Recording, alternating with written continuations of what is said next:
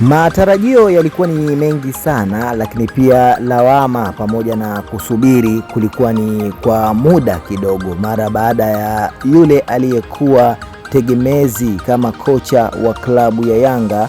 Romain Folz kuweza kuachana na Yanga, yani ile mikataba yao iliweza kuvunjika rasmi, na tuliona taarifa kwa umma zikitolewa na klabu husika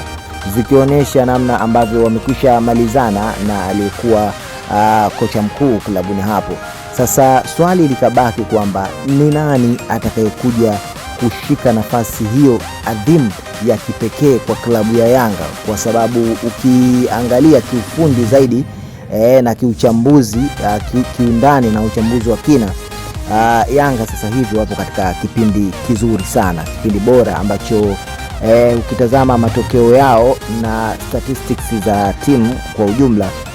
utajua kwamba Yanga wako imara na bomba. Sasa kilichobaki tu ni kwamba kupata mwalimu wa kudumu ambaye atakuwa akiongeza mbinu sahihi za Yanga kuendelea kufanya bora zaidi ya jana, juzi na walivyokuwa wakifanya masiku ya huko nyuma katika misimu iliyopita. Sasa klabu ya Yanga ambayo hivi sasa pia imeingia katika michuano ya CAF na matarajio makubwa ya mashabiki ni kuweza kushuhudia kwa msimu huu kwamba Yanga hakuna kitakachoirudisha nyuma zaidi ya kusonga mbele na kuleta kombe nyumbani Tanzania. Na matarajio hayo yamekuwa ni makubwa kwa kiasi cha kuongezeka asilimia tofauti na miaka iliyopita. Ukitazama jinsi ambavyo Yanga ilivyokuwa ikicheza michuano hii ya CAF misimu iliyopita,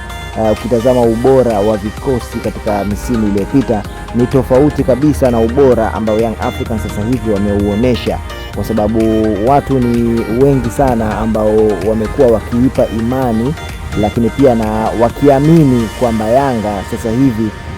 sio tu ya kuchukuliwa poa kama vile ambavyo watu walikuwa wakiona Yanga timu ya kawaida. Yanga ya sasa sio ile Yanga ambayo unaweza ukaichukulia kawaida, kwa sababu ni Yanga ambayo inafanya mabadiliko kwa sekunde chache tu.